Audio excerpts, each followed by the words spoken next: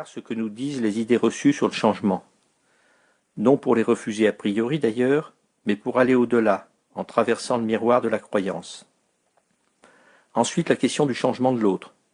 Comment faire pour que les autres acceptent de changer plutôt que ce soit à moi de le faire? Question que l'on peut reformuler dans la vie de couple par la question suivante. Qui préparera la soupe ce soir? En effet, il est quand même beaucoup plus pratique que ce soit l'autre qui change. La troisième question est celle de mon propre changement, le changement de soi. Moi face au changement. Comment vivre le changement? Enfin, dernière question, sur laquelle il faudrait une vie pour aborder le début du commencement des préliminaires de l'esquisse, le changement dans les organisations. On se contentera d'un seul exemple pour comprendre ce qu'il faut entendre. Bien entendu, il s'agit d'un sujet immense. Il n'est donc pas question de le traiter de façon complète, mais de lever un coin du voile. Chapitre 1. Les idées reçues sur le changement. C'est au pied du mur que l'on voit mieux le mur. Gracchus Cassar. Première idée reçue, le changement s'oppose à la conservation.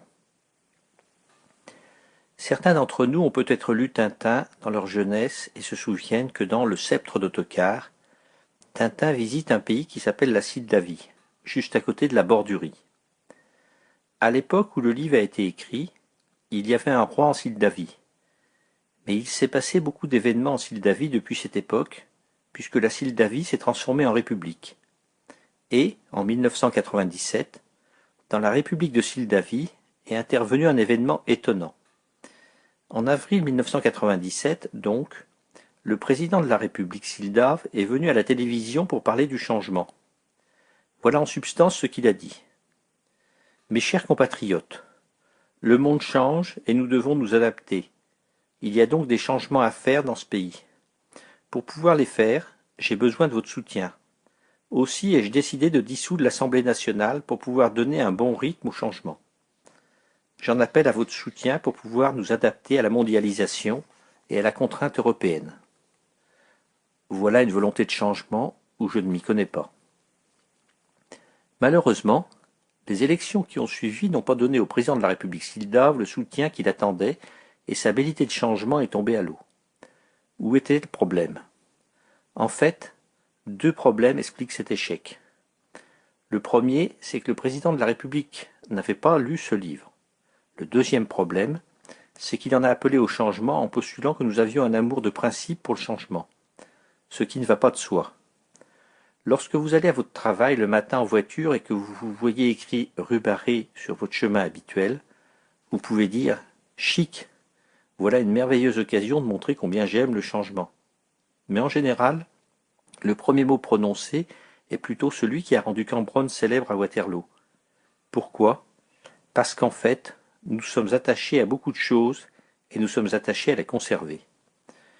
On ne peut aimer la vie qu'à travers les réalités concrètes qu'elle offre plutôt que des idées abstraites.